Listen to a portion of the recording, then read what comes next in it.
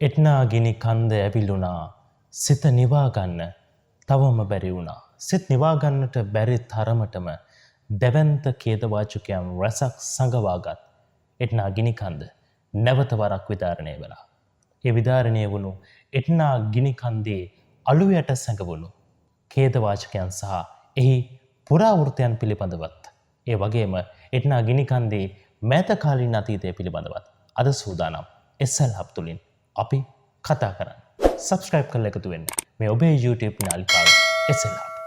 එට්නා ගිනි කන්දේ මෑතකාලීන ඉතිහාසය ගැන කතා කරන්න කලින් මං හිතුවා එට්නා ගිනි කන්දේ පුරාවෘත්තයන් පිළිබඳව ඔබට යමක් සඳහන් කරන්න.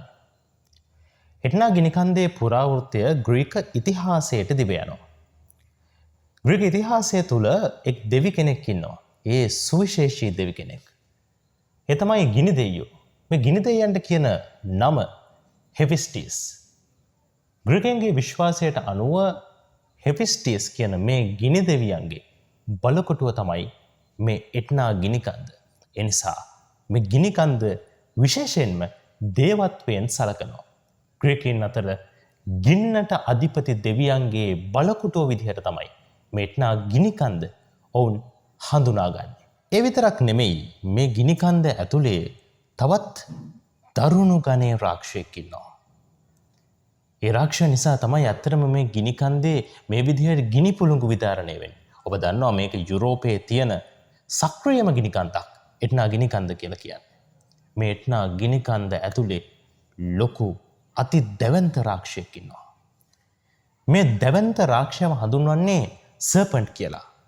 මේ අති දැවැන්ත රාක්ෂයා බොහෝ කාලයක් නිදාගෙන සිටින්නේ. හැබැයි මේ දැවැන්ත රාක්ෂයා අවිතුණු වෙලාවට මේ දැවැන්ත රාක්ෂයා හුස්ම පිට කරනකොට මේ විදිහට එට්නා ගිනි කන්ද විදාරණය වෙලා ගිනි පුළිඟු පිට වෙනවා කියලයි ග්‍රීකයින් විශ්වාස කරන්නේ. ඔබට මතක ඇති මම මුලින්ම කිව්වා මේ එට්නා ගිනි කන්ද සුවිශේෂී ගින්නට අධිපති දෙවි කෙනෙක්ගේ බලකොටුවක් කියලා. මතක නම් ඒ තමයි හෙෆිස්ටිස් දෙවියෝ. මේ හෙෆිස්ටිස් දෙවියන්ට තියෙනවා සුවිශේෂී ආයුධයක්. ඒක නිකන් මිටියක් වගේ. මිටියක් කියවම නිකන් මොකක් වගේද දැනෙන්නේ. ඇත්තටම මේක ඔගොල්ලෝ තෝර් චිත්‍රපටය බලලා තියෙනවා නම් තෝර් ගාව තියෙන මිටිය වගේ.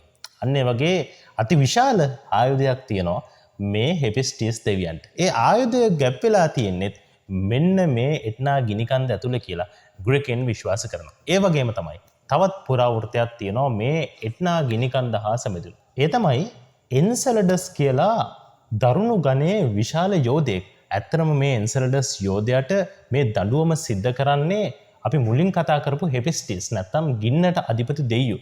මේ ගින්නට අධිපති දෙවියන් විසින් මේ එන්සෙලඩස් කියන මේ දරුණු ගණයේ යෝධයාව බැඳ තබාගෙන තියෙන්නේ මෙන්න මේ එට්නා ගිනි කන්ද ඇතුළේ.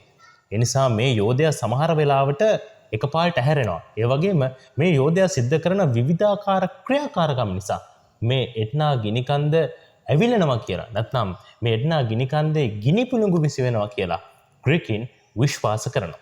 මෙතුවක් වෙලා අපි කතා කරේ ග්‍රීක පුරාවෘත්තයන් තුළ එට්නා ගිනි කන්ද සම්බන්ධයෙන් තියෙන විවිධ ජනප්‍රවාද ජන කතා සම්බන්ධයෙන්. දැන් කතා කරන්න යන්නේ මේ එට්නා ගිනි කන්ද අවට වාසය කරන මිනිසුන් මේ මොහොතේත් වාසය කරන මිනිසුන් විසින් සිදු කරන ලබන සුවිශේෂී චාරිත්‍රයක් පිළිබඳව. මේක ටිකක් අමුතු චාරිත්‍රයක්. ගිනි කන්දක් විදාරණය වුණාම ඔබ මොකද කරන්නේ? ඔබේ ගේ ගිනි කන්ද යට තියනවා නම් ඔබ කරන්නේ ඉක්මනින්ම ආරක්ෂිත ස්ථානයකට ගමන් කරන එකනේ. හැබැයි මේ මිනිස්සු ටිකක් වෙනස්. මේ මිනිසුන් ගිනි කන්ද විදාරණය වුණු වහාම තමන්ගේ ගෙදර තියෙන පිරිසුදු වයින් බෝතලයක් අරගෙන ගිහිල්ලා කොහෙටද යන්නේ?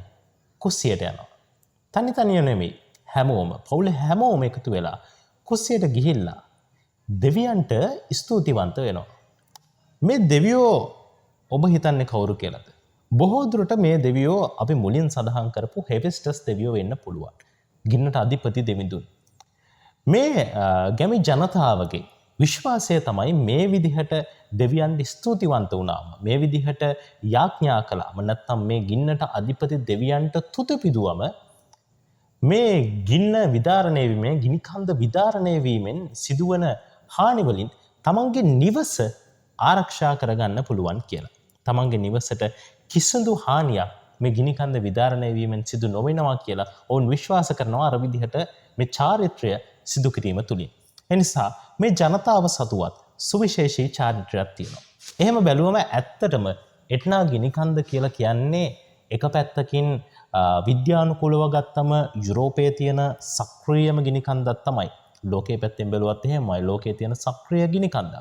හැබැයි ඒ අවට ඉන්න ජනතාවට ග්‍රීක පුරාවෘත්තයන්ත් එක්ක ජීවත් වෙන ජනතාවට ඇත්තටම එට්නා කියන්නේ මේක දේවත්වයෙන් සලකන ගිනිකන්දක්. ඇත්තනම දේවත්වයෙන් සලකන සිද්ධාස්ථානයක්.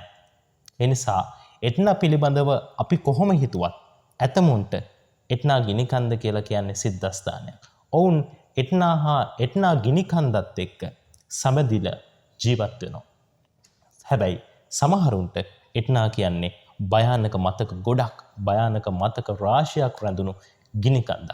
එකිනෙකාට විවිධාකාර අත්දැකීම් එට්නා ගිනිකන්ද තුලින් ලබා දෙනවා. කොහොම වුණත් අපි ප්‍රාර්ථනා කරන්නේ එට්නා ගිනිකන්දේ මේ මොහොතේ තියෙන විදාරණය වීම තුලින් තවත් කිසිදු මිනිසෙකුට හෝ කිසිදු ප්‍රාණියෙකුට කිසිම ආකාරයෙන්වත් හිංසාවක් කරදරයක් නොවේවා යන.